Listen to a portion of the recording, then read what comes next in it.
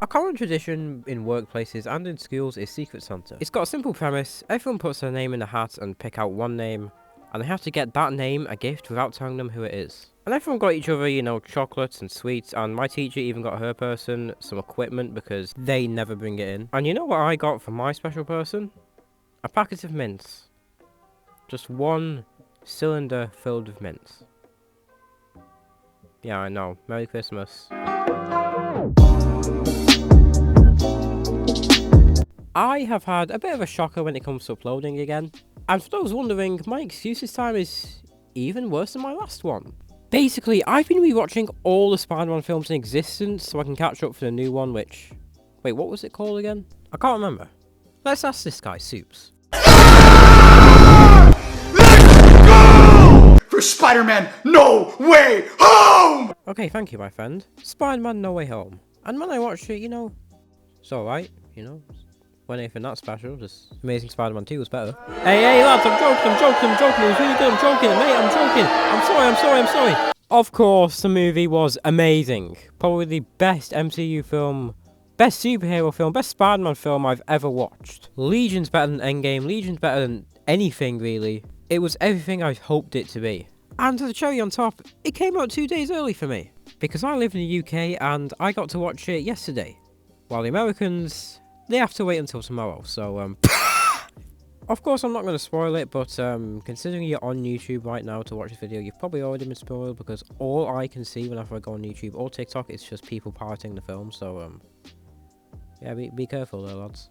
Internet Cringe is a week series I do where I go over a few topics that have happened on the internet recently, and for the past like 4 episodes I've just been doing a sub-series on Spider-Man. And now that the film is finally out, I figured why not just do a grand finale on Spider-Man? And a few other things. It's really hard to describe. It's like our whole lives have been building up to this one film. It was in 2002 when the first Spider-Man film came out. 2002. And 2001 when the first teaser for that film came out. Imagine you're just a little kid, right? You boot up your TV and you see this ad for a bank robbery. And then suddenly webs start appearing and oh! They're making a Spider-Man film! And little do you know, this film would lay the groundwork to, if I'm being honest, the biggest movie event ever. That is all I could really feel when I was watching this film, how everything, like, ever has been building up to this. So let's do a little recap of the events that transpired before this. Disney and Sony had a little bit of a disagreement, I guess you could put it, and after Far From Home was aired, Spider-Man left the MCU officially. That big-ass cliffhanger at the end of Far From Home was not going to be resolved, and everyone was rightfully panicking. Until one day, while drunk, Tom Holland saved the day, and managed to convince the two to negotiate a third film at least, and that's exactly what we got. And it turns out that's not all we're getting, as soon we're going to get a college trilogy and a freshman miniseries. So the hype was real, we're finally going to get that cliffhanger resolved. But just who was the villain going to be in this new film? Well, the MCU had been confirmed to be going more multiversal in its new phase, so rumours began to spread. Maybe a villain from one of the own films will be in this film. And then it was confirmed that Jamie Foxx and Alfred Molina will reprise their roles as Dr. Octopus and Electro.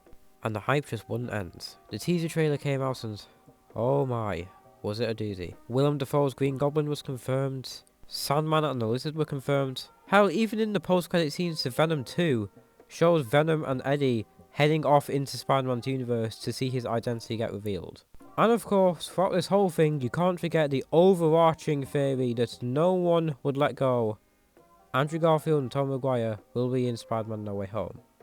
Now I know the answer as to whether this theory is true, but I'm not going to say because this film's just too good to spoil. However, there is one person who knew this answer way before me who wasn't a studio director or an actor. It was Marissa Tomei's therapist, because the stress of having to keep all of this a secret from everyone was just too much for her.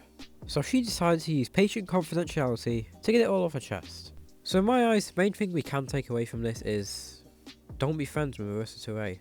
Especially don't be a therapist. Evening, Prime Minister. Do you remember last year, when the entire world was stuck inside the houses and no one could celebrate Christmas? Well, that didn't stop 10 Downing Street from having a big ass party while everyone else was forced into lockdown. Allegations came out at the start of this month about a Christmas party being held in Downing Street. And of course, there have been many attempts to deny it. But it's gotten just so big at this point that it's just impossible to ignore. Boris Johnson himself had to get up stage and deny that he had a party.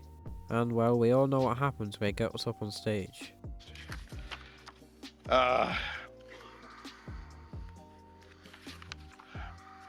Forgive me.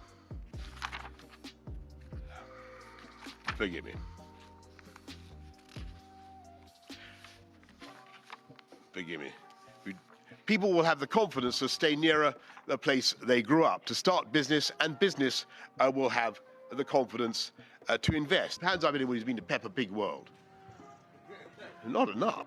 So after all these denials for a while, everything seems to be going alright, and then this happens. An actual video of everyone wearing Christmas hats in what is very clearly Downing Street. There's like no denying it at this point, man. It's gotten so obvious now that I'm supposed to get me out of here, and a political show is able to make comments on this and make fun of it. At the time of recording this video, I don't know where any of this situation is going to end up. I mean, the new variant of COVID, Omicron, is taking the world by storm, and there's calls for Boris to resign. I don't know if he's going to. I don't really care if he's going to. I mean, this isn't a political channel. I mean, I'm just here to discuss things. I mean, all I really can say about this is it's a big thing, innit? Very big. But with all that out of the way, that is in this video, and that is the end of the story of Spider-Man, at least for now, on my channel. I have a feeling when the new films start to come out, I will be talking about them all day, every day. But for now, the story of Spider-Man is finally over. If you haven't watched the film yet and you're planning to, please do. It's so good. I can't really put into words how good it is. Like, I struggle to believe it to be a real film that I actually watched. And when you come back from that, please, you know, follow all my socials down below in the description. And hit the subscribe, like, and notification button. That'll all be greatly appreciated, and I hope to see you all again. And like I always say, if I do see you again, it's when I see you again. Bye-bye!